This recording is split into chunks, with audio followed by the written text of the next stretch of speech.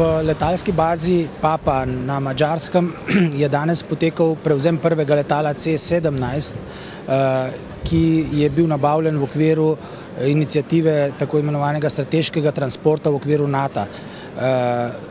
Ta avion je nabavilo 12 držav, med njimi tudi Slovenija. Slovenija v tej iniciativi sodeluje v deležu 1,8%, kar pomeni tudi v izrabi tega letala 60 ur naleta letno. To je prvo od 3 letal, ki bo v okviru te iniciative nabavljeno, drugo letalo pride predvidoma v mesecu septembru in tretje v začetku naslednjega leta. S tem bo vzpostavljena zmogljivost, ki bo Sloveniji v bodoče omogočala zagotavljanje strateškega letalskega transporta.